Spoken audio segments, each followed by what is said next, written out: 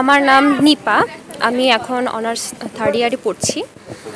তো বাংলাদেশের সকল মানুষেরকে জানাবো শারদীয়ার প্রীতি ও শুভেচ্ছা। বাংলাদেশে যখন যে সরকারই আসুক না কেন, তাদের কাছে এই নিবেদন যাতে আমরা প্রত্যেক বছর নির্ভয়ে নিশ্চিন্তে আমাদের বাংলার মাটিতে দুর্গাপূজা করতে পারি। ধন্যবাদ। সজীব দত্ত, পূর্ব ভবাপুর সনাতন সম্প্রদায়ের উদ্যোগে চতুর্থ বার্ষিক শারদীয় দুর্গোৎসব 1432 বঙ্গাব্দ শুভ শারদীয়ার প্রীতি ও শুভেচ্ছা। এবং আজকে মহানবমী এবং এই নবমীর মধ্যে মায়ের আজকে নবমীর ওই সাম্প্রতিক যে এটা ছিল সেটা বর্তমানে ভালো, এবং আইন শৃঙ্খলা বাহিনী সর্বোপরি আমাদের সর্বোচ্চ সহযোগিতা করেছে।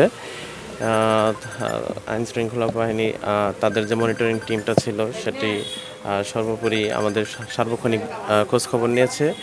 এবং আমি বলতে চাই যে দুর্গাপূজা এটি একটি ধর্মীয় অনুষ্ঠান নয়, এটি সামাজিক সম্প্রীতি, আনন্দ এবং শান্তির উৎসব। এবং আমরা আমাদের মন্দির কমিটি থেকে সর্বোপরি ব্যবস্থা নিয়েছি এবং সবার নিরাপত্তা এবং স্বাচ্ছন্দ্যবোধ উপভোগ করার জন্য প্রয়োজনীয় ব্যবস্থা নিয়েছি। এবং আমাদের যে স্বেচ্ছাসেবক টিম সর্বোপরি সাধারণ দর্শনার্থীর জন্য গুরুত্বপূর্ণ ভূমিকা পালন করে। তো আমি বলতে চাই যে আমাদের এই পূর্ব ভবাপুর এই যে 36টি ভবাপুর উপজেলায় যে 36টি পূজা হচ্ছে, তার মধ্যে ঐতিহ্যবাহী পূর্ব ভবাপুরের পূজা মণ্ডপটি খুবই জাঁকজমকভাবে এবং উৎসবমুখর পরিবেশে পালন করা হচ্ছে। এবং এই আমাদের যে উৎসবটি বিভিন্ন মাধ্যমে ছড়িয়ে দিচ্ছে এবং সেটা যেন সামনে আরও গুরুত্বপূর্ণ ভূমিকা পালন করে, এই জন্য সংবাদকর্মীকে ধন্যবাদ। আমি সুজয় পাল। এইটা যে পূজা হচ্ছে এখানে আমি সাধারণ সম্পাদক পদে আছি।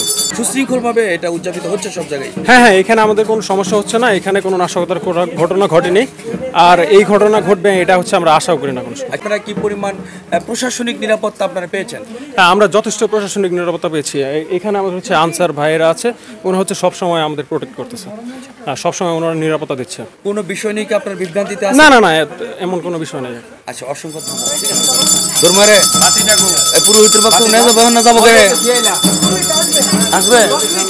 সুপ্রিয় দর্শক, আমি এই মুহূর্তে দাঁড়িয়ে আছি টাঙ্গাইলের ভবাপুর উপজেলায় সম্মুখের একটা পরিবেশে। এখানে মহামণ্ডিতময় যে অনুষ্ঠানের যে যাত্রা আমরা দেখতে পাচ্ছি, এখানে কিন্তু প্রচণ্ড উৎসবমুখর পরিবেশে দেখতে পাচ্ছেন যে এখানে একটু আগে পুরোহিত যে অনেকটি তাদের ধর্মীয় রীতিনীতির যে যজ্ঞ আসন শেষ করলো এবং যজ্ঞ আসন শেষ করে বাড়ির দিকে চলে যাচ্ছেন এবং এই উৎসবমুখর পরিবেশে এই উৎসবকে উপভোগ করছে এবং উৎসবকে পালন করছে। তারা কিন্তু আমার পাশে থেকে ইতিপূর্বে কিন্তু আমাদেরকে বক্তব্য দিয়েছে সারা টাঙ্গাইল জেলাব্যাপী কোথা থেকে কোনো ধরনের নাশকতার সংবাদ আমাদের কাছে নেই, এবং তারাও কিন্তু এটা সুনিশ্চিত করেছে প্রশাসনের কাছ থেকে পর্যাপ্ত নিরাপত্তা বেষ্টনীর মধ্য দিয়ে সারা ভবাপুর সহ টাঙ্গাইল জেলাব্যাপী কিন্তু মহামণ্ডিতময় যে মায়ের যে আগমন এবং বিদায় এবং উৎসর্গ সবকিছু মিলে যে একটা মহামণ্ডিতময় আনন্দঘন পরিবেশ সেটা কিন্তু মুখরিত রয়েছে এবং বিরাজমান রয়েছে।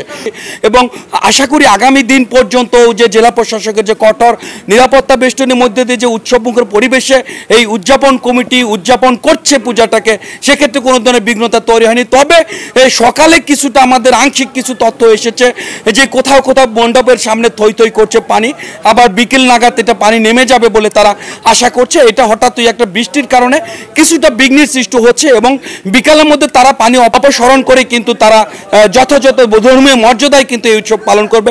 সুপ্রিয় দর্শক, সকলের কাছ থেকে বিদায় নিচ্ছি। আমি মোহাম্মদ সোহেল।